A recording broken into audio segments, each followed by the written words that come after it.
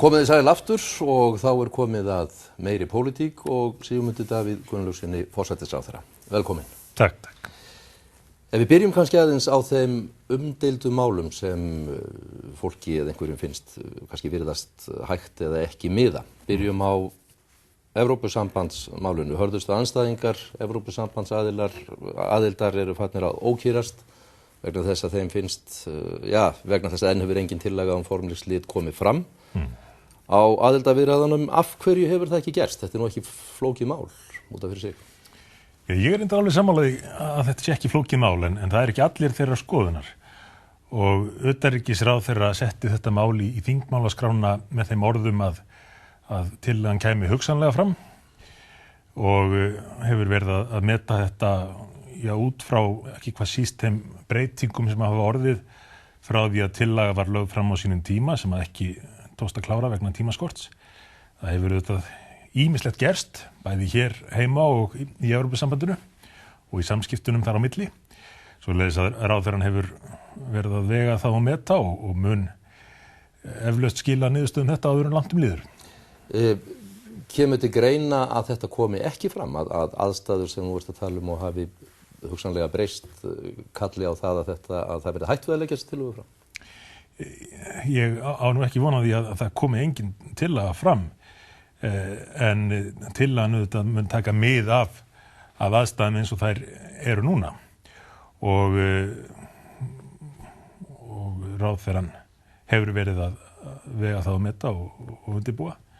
Þannig að, eins og ég segi, og frekar von á því að áður en langt líður muni tillagan líta dagsins ljós. Og þá tillaga það að slíta þessum viðræðum formlega eða hugsanlegt að tillagan verði eitthvað annað en það? Það mun þurfa að skýra afstöðu okkar til Evrópusambandsins og vilja íslenskra stjórnvalda gagnvart Evrópusambandinu.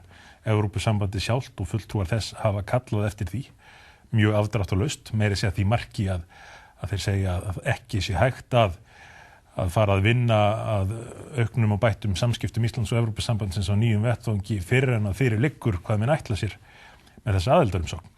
Þannig að það mikilvægt fyrir alla að skýra þetta.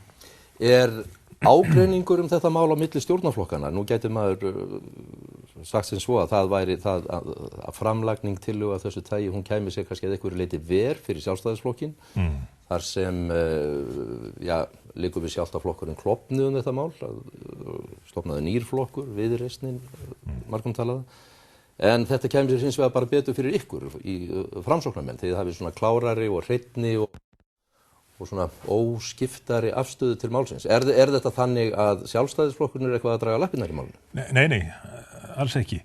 Ég tók eftir því að þessari kenningu var fleytt ekki alls fyrir löngu og það kannski bara fyrst og fremst svona pólitísk taktík og ekki út á það að setja, menn reynir svona að búa til einhvern ágreining eða klofning milli flokkana, en hann ekki til staður og engin ástæða til að hann ætti að vera það, því að Sjálfstæðisflokkurinn mjög afdráttalaus í afstöðu sinni til þessa máls eins og sást á landsfundi hjá þeim og ef maður lítur á skoðanakannanir þar sem að fólk spurt afstöðu þess til Evrópusambandsins eftir flokkum, þá yfirgnæfandi meiri hluti, ég held yfir 90% eða 90% sjálfstæðismanna andvígir aðild, þannig að það ekki verið erfitt mál fyrir þann flokk. Nei, en hann virðist samt fyrir eitthvað rúlugjald fyrir það vegna þess að það liggur við sjálft og ég bara beinlínis yfirlýst að verði af þessu að þá komi upp klofningshreyfing, klofningsframboð í Sjálfstæðisflokki? Já, þessi klofningsflokkur sem þú nefnir þegar orðinn til, þó hann hefði ekki mælst í skoðanakönnunum, en hann orðinn til og hefur haldið stofnfund og að undirbúa framboð eftir því sem þeir segja. Þessi tillaga heldur hún komið fram í þessari viku frá utanríkisráðherra? Þú voruð bara að spyrja utanríkisráðherra. Ég held að þú vitir, það ekki? Á morgun á ríkisstjórnarfundi?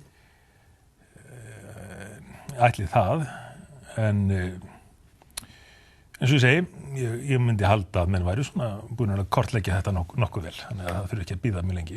Annað stórt mál, Sigmundur, sem stjórn fiskveiða, það hefur komið fram hjá sjávarútvegsráðherra að líklega verði ekkert frumvarp lagt fram þetta mál núna á þessu þingi vegna ágreinings ekki síst milli stjórnarflokkana. margir hafa spurt en mér finnst hins vegar hafa verið gefin afar loðin svör hvað þessi ágreiningur snýst. Getum við bætt úr því núna? Hver kjarni málsins? Hver ágreiningurinn á milli ykkar og sjálfstæðismanna í þessu máli?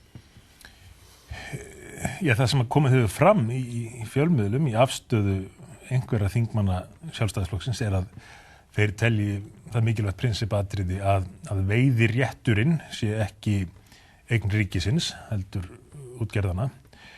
En aðalatriðið það að niðurstaðan af þessu verður þó svo að ráðherrann mun leggja áherslu á að ná þessu fram í gegnum stjórnarskrárbreytingum. Að stjórnarskránni verði breytt á þann hátt að eignarhald þjóðarinnar á þessari auðlind verði tryggt í stjórnarskrá. Þetta þá þannig að einhverju þingmenn sjálfstæðismanna að heykjast á þeirri grundvallarreglu að í sambandi við þjóðareignina á auðlindin? Ég á ekki vona að þeir muni standa gegn því að þessi breyting að stjórnarskrána eigi sér stað. Þeir hafa raunar lýst því yfir og meðal annars í stjórnarsáttmála að þeir séu reiðubúnir í það. Þannig að með því má vonandi skýra þetta mál, þannig að önnur atriði verði ekki eins mikið vandamál og ella, þar að segja ef þetta liggur fyrir í stjórnarskrána með eignarhald á auðlindinni, þá er ekki eins mikil hætta á túlkunarstríði með annað. Hafa þessi tvö mál, Evrópumáli sem kannski liggur ekki beinlínis sem ágreiningur á milli flokkana en það að leggja þetta fram og síðan þetta fiskveiðistjórnarmál, veldur þetta svona togstreitu innan ríkisstjórnarinnar eða? Nei, eins og ég nefndi áðan, þá nú ekki ágreiningur Evrópusambandsmálið og þessar skiptu skoðanir sjávarútvegsmálin snúast fyrst og fremst þetta tiltekna ákvæði en vonandi leysa það með þessari stjórnarskrárbreytingu. Við höldum áfram hérna eftir augnablik, tölum þá meðal annars afnám hafta, bankamálin og fleira. Eftir augnablik, forsætisráðherra áfram.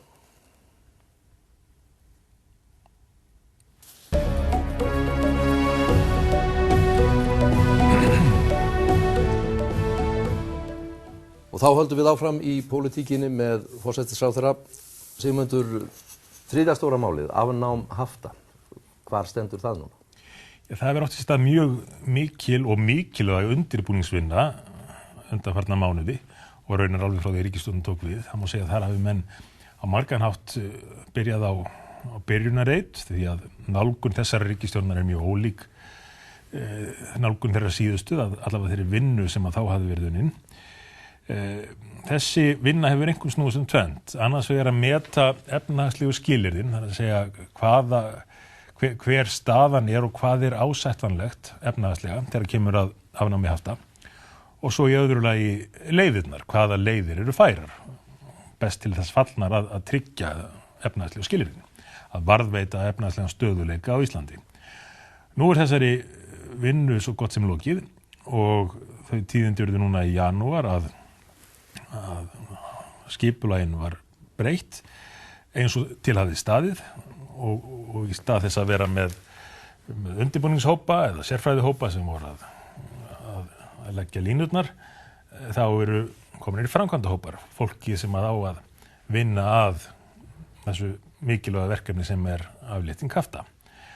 Og þau eru búin að skila mjög góðu starfi á skömmum tíma sem var gaman að sjá. Þannig að ég held að við fyrir að sjá hreyfingu á þessu mjög fljótlega. Nátengt þessu haftaafnámi fjárheimta á hendur gömlu bönkunum eða þrotabúunum. Nú skilst mér að til sé að verða hreyfing, kannski ekki ósvipuð Indifens-hópnum sem þú kannast nú vel við. Á sínum tíma sem krefjist þess að sóttar verði fébætur í þrotabúin fyrir það tjón sem gömlu bankarnir ollu hér í samfélaginu. Sumir vilja halda því fram að beint tjón ríkissjóðs af þessu megi mæla til dæmis eða megi lesa út úr því að skuldaaukning ríkissjóðs í kjölfar hrunsins var 1200 milljarðar króna eða svo og þessa upphæð eigi að sækja í þrotabúin. Hvað finnst þér þessa nálgun á mál? Fyrst varðandi skuldaaukningu ríkissjóðs þá verður að taka það með í reikningin að hluta til koma þarna eignir á móti og umtalsverðar eignir í sumum tilvikum og svo verulegur hallarekstur ríkisins á síðasta kjörtímabili. En hvað varðar hugmyndir að setja af stað einhvern svona hóp, þá líst mér bara vel á það. Ég held að það væri ágætt að fá mótvægi við umræðan úr hinni áttinni, eða kannski réttar að orða það þannig að það væri æskilegt að fá mótvægi við þrýstingin úr hinni áttinni, því að ekki þetta allt í formi umræðu, ýmislegt undir yfirborðinu. Að minnstakosti ljóst að þessir kröfuhafa bankana hafa varið hér tugum milljarða í hagsmunagæslu á Íslandi og ráðið til starfa fjöldan allan af lögfræðistofum, almannatengsla fyrirtæki og þar fram til götunum. Þannig að í þessu mikill þungi úr þeirri átt, svoleiðis að ég fagna því ef menn byrja að þrýsta aðeins á móti. Hvernig hefur þetta verið undir yfirborðinu þessi þrýstingur? Á hvernig mæla menn það og finna fyrir það? Já, þegar svona mikla hagsmuni að ræða eins og hér ræðir, þúsundir milljarða og menn verja milljörðum og milljarða ofan í að verja þá hagsmuni. Ég hef heyrt töluna að þeir séu með 300 manns í vinnu á Íslandi. Ég held að það sé ekki fjarri lagi. Þá auðvitað hefur það ýmis áhrif og tekur á ýmsar myndir. Það geta verið tilburði til þess að dreifa einhvern sögum, koma einhver á stað í umræðinu sem hendar málstaðnum, búið til þrýsting á stjórnvöld, stundum beinan þrýsting með umræðum skaðsemi hafta og mikilvægi þess að fara að aflétta þeim strax, fyrirtæki sé að fara á landi og þar fram til götunum, stundum þrýstingur óvæntri átt, jafnvel að gera stjórnmálamönnum erfitt fyrir einhverju öðru máli til þess að sækja fram á þessum vígstöðum. Finnst þér þeir vera að beita óeðlilegum þrýstingi eða óeðlilegum aðferðum til þess að ná fram hagsmunum sínum hér á Íslandi? Mér finnst þeir ganga býsna langt, já, meðal annars í því að kortleggja samfélagið hér, stjórnmálamenn, fjölmiðlamenn, alla það sem eru líklegir til þess að hafa einhver áhrif á gangumála og umræðina, skrifa það mikla skýrslur og þær skýrslur eru þetta unnar til þess að hafa það áhrif í framhaldinu. Þetta örlítið ógnvekjandi þegar að annars vegar að ræða rúmlega 300.000 manna þjóð og svo þessi fjármálafyrirtæki með þessa gríðarlega miklu hagsmuni. Og það leiðir hugan af því að við þurfum hér á Íslandi að gera ráðstafanir til þess að fá þessa hluti upp á yfirborði eins og kostur og með því að við þurfum til dæmis að líta til annarra landa lögum skráningu hagsmunaaðila. Í Kanada til dæmis skilst mér að svona starfsemi að þeir sem að vinna fyrir slík aðila þyrftu að gera grein fyrir því. Og þetta eitthvað sem við erum þá að skoða núna, hvort að ekki þurfi að innleiða hér. Út af því sem þú segir að þetta, að minnst okkur hlutar af þessu séu undir yfirborðinu, það séu í gangi þá hagsmunagæsla sem menn veit ekki og þekki ekki hverjir stundana. Já. Tengt þessu kannski að þessir sömu aðilar, þrotabúin, kröfuhafarnir, eiga jú 2 af 3 stærstu bönkunum hérna á Íslandi. Þingmenn Framsóknarflokksins hafa sumir hverjur, ég held að það bara verið í gær, verið að benda á það, með hvaða hætti bankakerfi kannski vinnur hérna. Það líður ekki sá ársfjórðungur að við heyrum ekki af ofsagróða bankana. Þeir kynna hér ársfjórðungslega 20 milljarða króna hagnað af starfsemi sinni. Hér eru langhæstu vextir, held ég, sem bara þekkjast í okkar heimsluta. Vaxta munurinn mjög mikill. Ef maður væri svona illskeittur í þessu, þá gæti maður sagt að þessi bankar hér eru í frjálsri og samkeppnislausri beit á almenningi hérna á Íslandi, að því leyti til að þeir raka til sín hagnaði. Það engin samkeppni við þá. Þeir eru 3 á ferðinni, ríkið á nú reyndar eitt þeirra. En þessi fjármálastarfsemi eins og hún stundu hér á Íslandi eðlileg? Allt í lagi ef við séum að borga 3 sinnum hærri vexti heldur en til dæmis verðbólgan komin niður í 0, en það gerist ekkert í þessum vaxtamálum? Það vonum þú spyrjir. Mér finnst þetta að vera mjög mikið áhyggjuefni. Vaxtastefnan eitt, ég ekki sammálinni. Ég skil ekki í því að menn skuli viðhalda svona háum vöxtum hér þegar verðbólgan eins og segir nánast engin. Og svo það starfsemi bankana, þessi gríðarlegi hagnaður nú eitt, hann verður nú varla til með þjónustugjöldum og slíku, þó að það sé nú annað. Ég ekki hrifinn af því hvernig menn hafa verið að fikra sig áfram í að innleiða nýja gjaldtöku.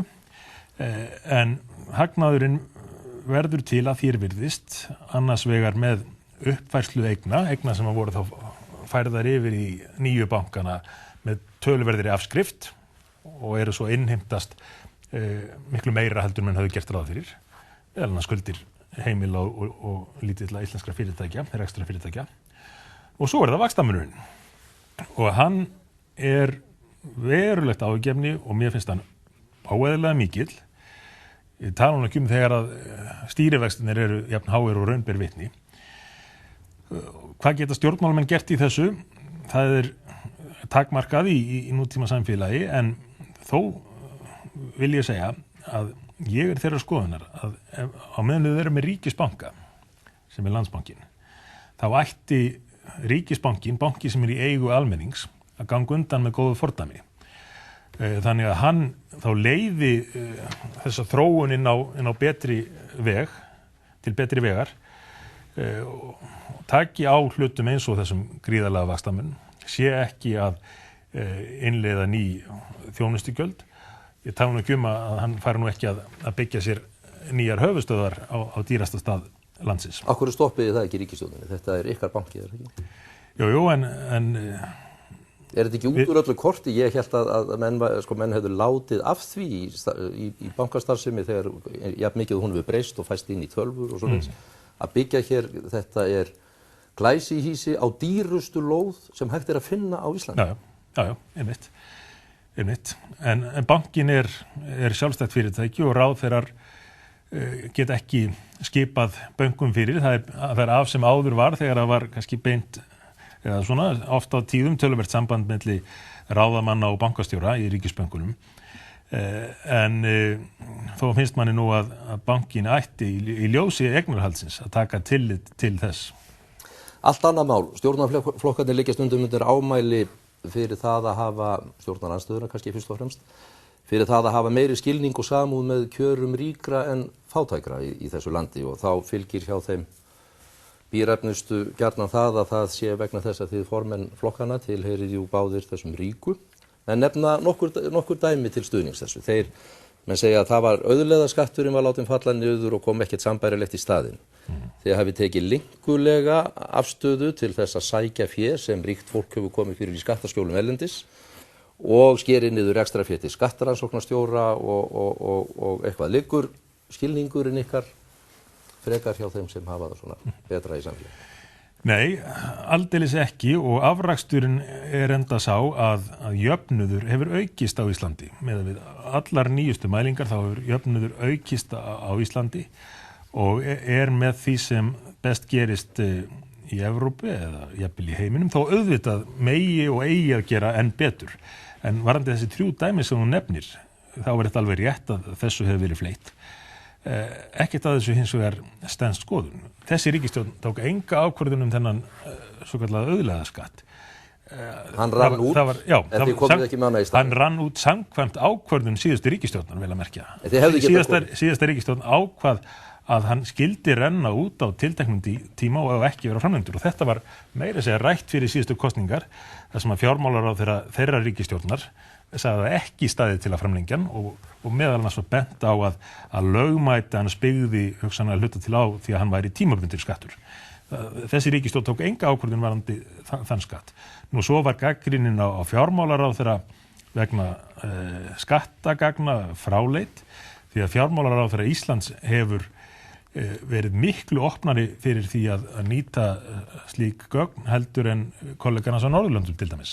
Það sem að menn hafa sagt í Noregi til að mynda að það sé ekki hægt fyrir ríkið að kaupa þýfi með þeim hætti sem að þarna var lagt upp með. Nú, þriðja atriði niðurskurði til skattrannsóknar ekki rétt, það ekki verið að skera niður til þeirra mála með það sem að verið hefur undanfarin ár.